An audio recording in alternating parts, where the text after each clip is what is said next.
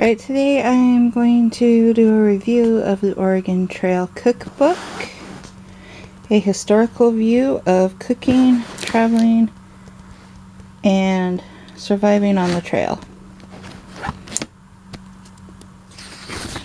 This is a beautiful book, very lovingly illustrated by William Henry Jackson, who died in 1942.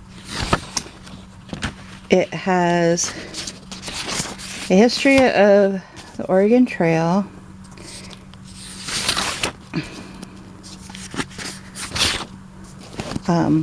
talks about a lot of the amazing places along the way.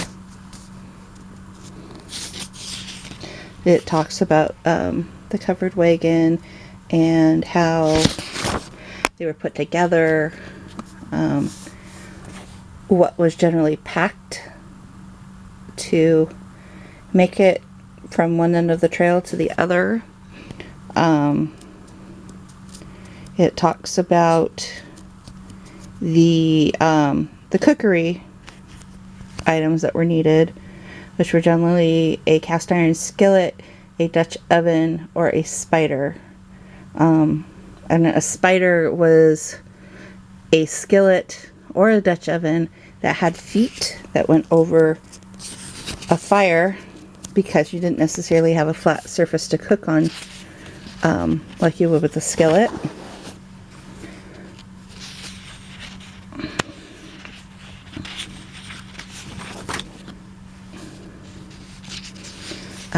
So it has various recipes. It's divided into sections. This is Prairie Recipes, and it gives an excerpt on the things that one would cook, or and a lot of it was what you trapped along the way, or shot, or whatever. And it talks about all the things that can go wrong cooking over fires. It's got a nice list of the old-timers' hints and helps, weight of groceries, weights and measures, that sort of thing. And then it goes into the recipes.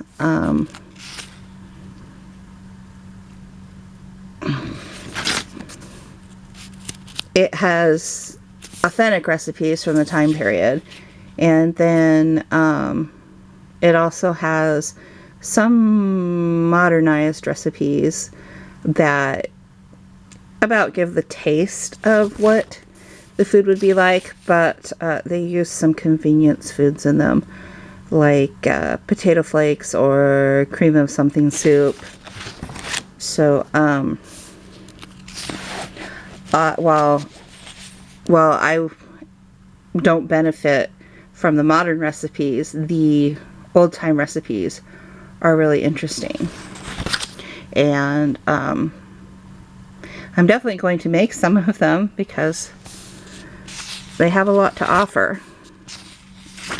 Once we get through the prairie recipes, we move on to wild game recipes. Rabbit, buffalo, antelope, deer, bear, or my cow, it says. But yeah, so it gives various recipes. Barlow's antelope stew, fresh buffalo tongue, sodbuster buffalo steak. And again, it's just got these little beautiful illustrations all throughout it.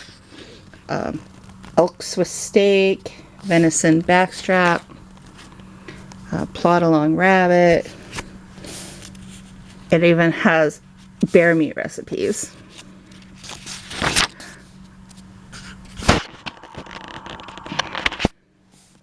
Squirrel soup with dumplings. So I think this would be a really good book to have for preparedness reasons.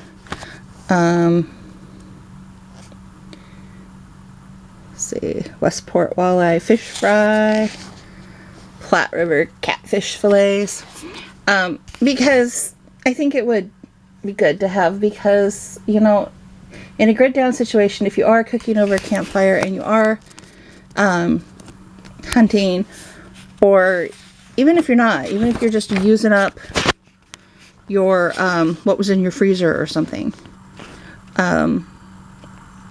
there's just some great recipes in here that you could use, the from scratch ones.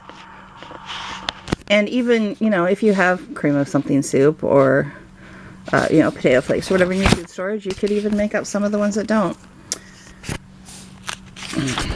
But after the wild game recipes, there's a section on putting food up on the trail, like making jerky, stretching it across the back of your covered wagon and letting it dry as you go, and preserving things like wild plums on the way.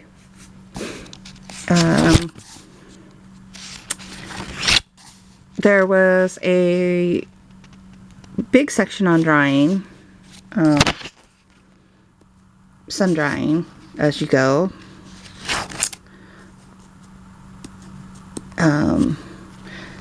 How to make jerky, how to make salt pork, how to make cured meats and brined meats,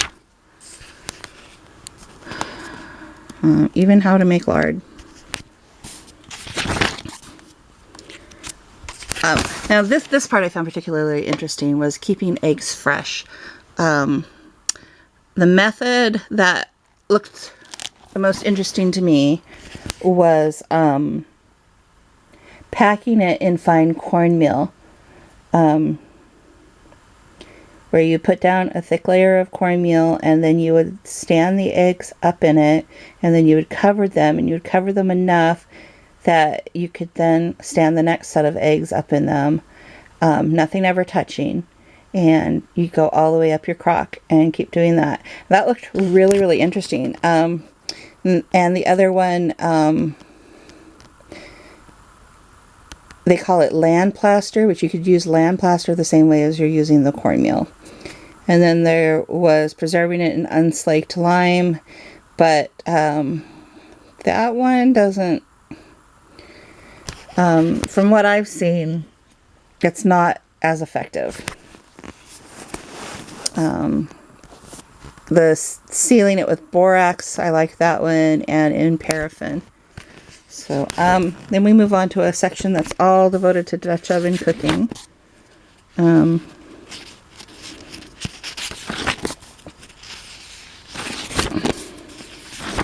Which again, I mean, you can cook it on your Dutch oven, on your wood stove if necessary. Oh yeah, Sioux jellied snake and Sandhills fried rattler. Not that I ever hope that I would eat a snake, but it's nice to know that there are a couple recipes in here for it. Okay, after the Dutch oven cooking, we come to a heritage cooking. This is ethnic recipes passed from the Swedish, Danish, German, and Polish. So, just a lot of good recipes. Sauerbraten, German pressed chicken, Bierocks, Wiener Schnitzel. And a lot of things I can't even pronounce, like the German potatoes and dumplings, or the German donuts. And I mean, I have a lot of German in my heritage, but I can say crullers. That's about it. And Zwieback. But there's like a sour watermelon recipe, which seems really weird to me because I like sweet. But who knows? Lutefisk, Swedish limpa rye bread. Just so much fun. Oh, there's even like a blood sausage recipe in here. So if you're wanting to use up, you know, everything when you butcher a pig or whatever, that would be a good one. There's a duck soup. Just all kinds of neat things. And then when you get to the end of the book, it has some home remedies. However, you wouldn't want to use them. I mean, there's a couple as I was reading through that would be safe, but some of the stuff, I mean, and it doesn't say that you should use them. It says you wouldn't want to use them. Like to cure asthma, smoke or sniff rabbit tobacco. Yeah, that's not going to cure any asthma. That's just going to make it worse. Or smoke strong tobacco until you choke. I mean, these were some of the crazy things that they thought. Apply lamp black directly to a wound. I mean, yeah, it's kind of just nuts.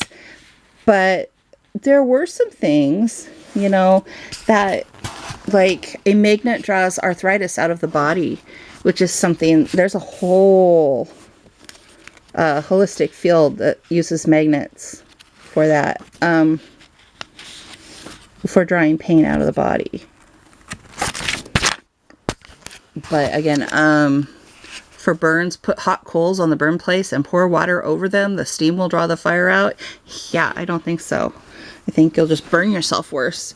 Or to cure cramps in the feet, turn your shoes upside down before going to bed. So, yeah, it's just silly historical things. But there were a couple things in here, you know.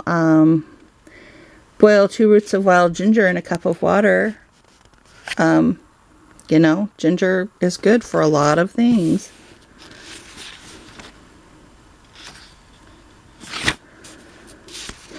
And there was, for sore throat, there was something that combined honey and onions and ginger, I believe it was. And that's not all that far off from a lemon, ginger, honey, garlic sore throat remedy that I've used. So anyway,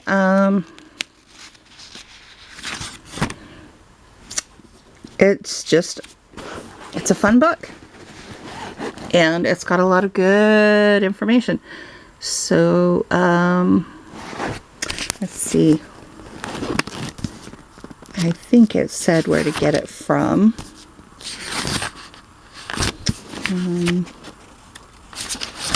Yeah, Morris Publishing, P.O. Box 233, Kearney, Nebraska 68848.